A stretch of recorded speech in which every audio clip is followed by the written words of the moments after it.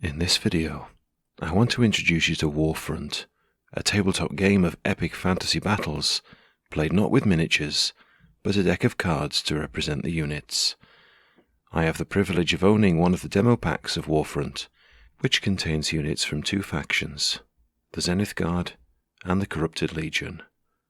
Let's have a look at the rules. Armies are deployed along opposing edges of the battlefield, typically 36 inches by 24 inches. Players take turns to place one card face down until all units are deployed, then turn them over to reveal their positions. Play follows this sequence. At the start of each round, players roll off to see who goes first. Activation phase, where players take turns to activate a unit, which involves moving and/or shooting. Consolidation phase, where units with no wounds remaining are removed. Combat phase, where units engaged in combat make attacks and defend against attacks. And finally, another consolidation phase. When units move, they move up to their movement value in inches, which can be in any direction, measured from the center point, which is this arrow marked on each card. They may move over friendly units, but not end up on top of them. They may move through a gap wider than 1 inch. Movement can bring two units in contact, and they are then considered engaged. I mean, engaged in combat, not like romantically engaged, not engaged to be married. Anyway, a unit initiating engagement may only do so via their front edge, not a corner. Engagement can be partial or full. Full is when they are engaged across the center point, like this. Or this, but not this. The latter is considered partial engagement, and a side flank engagement like this is also partial engagement, which comes with penalties. During engagement, units cannot leave engagement except via the fallback ability, see later. Engaged units can rotate 90 degrees if they're allowed to move, unless engaged by 2 or more units or if it cannot fit into that space. A move to engage 2 units is permitted. Shooting is also done in the activation phase. If an enemy unit is visible and in range, roll d6 equal to the unit's shooting value. Range is checked from the center point of your unit to any point of the enemy unit. Note that engaged units cannot be shot or be shot at. Successful hits are those of a 4 or more, which are defended against by rolling an equal number of d6 and attempting to score your defense value or under. For instance, the Zenith Guard Steamcrawler rolls 6 dice when shooting. Let's say it scores 4 hits. 4 dice would be rolled in defense. If the target was these corrupted warriors, they need to roll 3 or under since that is their defense value. Every unit in the game has 3 wounds, so 3 fails would have them removed in the consolidation phase. Combat phase. Engaged units must attack and defend in this phase. The player who goes first chooses a combat to resolve, then the other player chooses one.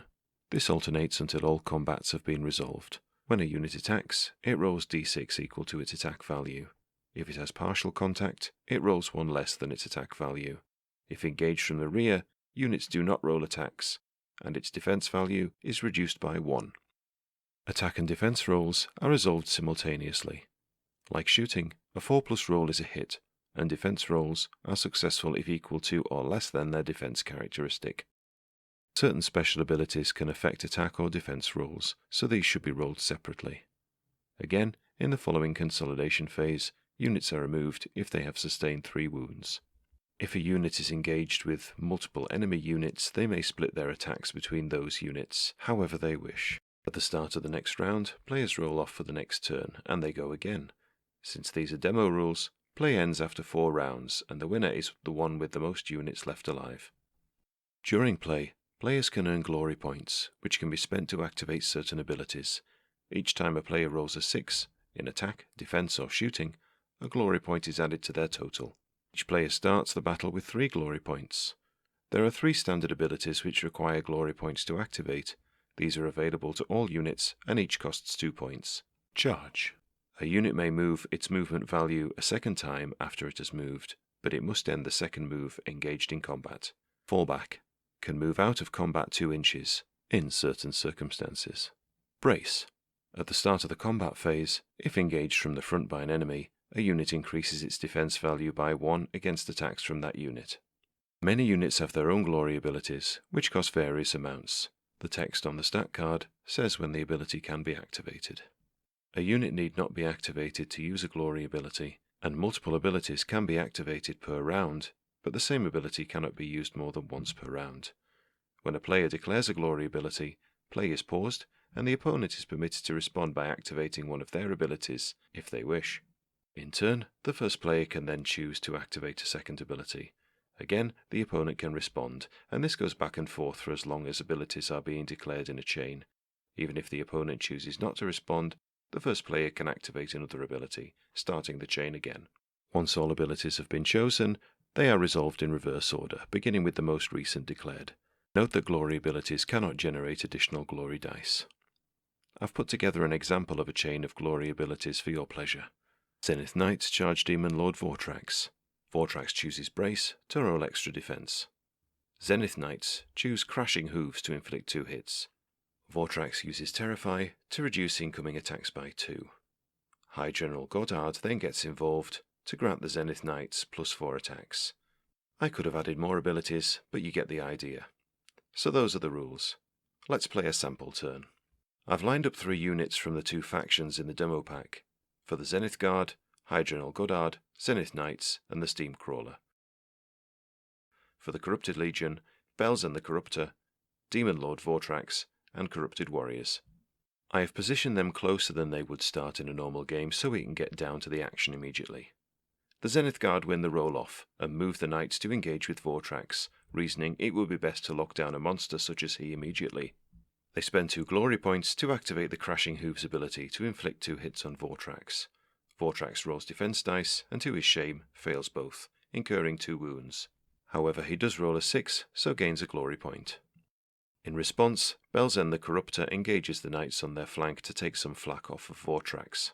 Crab walking like the mechanical crab it is, the Steam Crawler shimmies to the side, keeping some distance between itself and the Corrupted Warriors.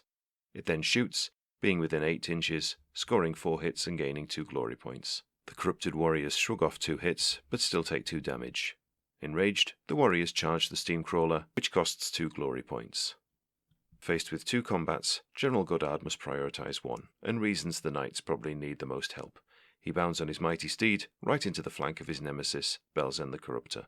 The first consolidation phase does not require the removal of any casualties since all units have wounds remaining, so we move on to the combat phase. The Zenith Guard player chooses the first combat, and opts to resolve the one with 4 units involved. Before going further, he activates the ability Shredding Talons to deal 3 hits to Belzen since he is a monster and therefore a valid target, but we'll resolve this later.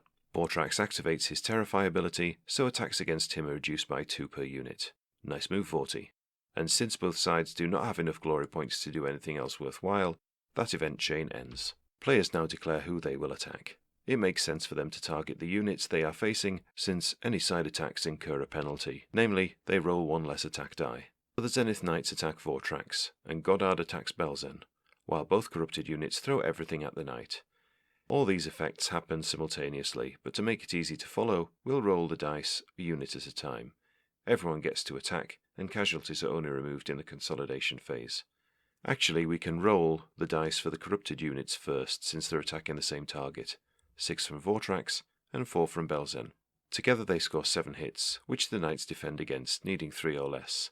They save 4, but 3 go through, meaning they will be removed in the next phase.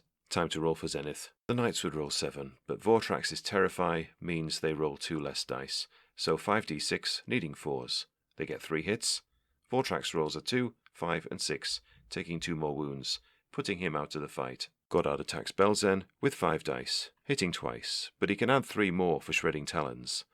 Belzen saves all but 1, taking a single wound. Over to the other combat. The Corrupted Warriors have 6 attacks, 4 hit, but none go through. The Steam Crawler has 2 attacks, but neither hit. Combat ends, consolidation begins, removing the units with no wounds left.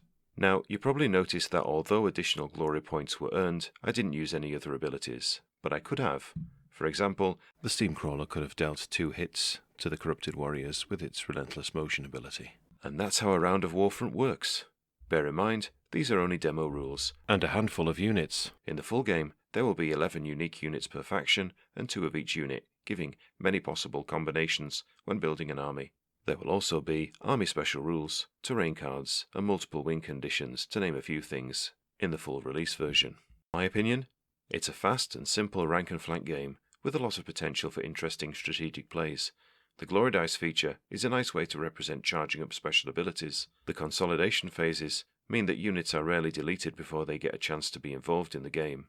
I played a few games with my 11-year-old son, who totally got it, and we had a blast. I can see this appealing to board gamers and tabletop gamers as a rapid wargaming fix, and having few components makes it ideal for travel and rapid setup. Just to add as well, since trying out the demo pack, Hexor Games have kindly sent me this more up-to-date prototype.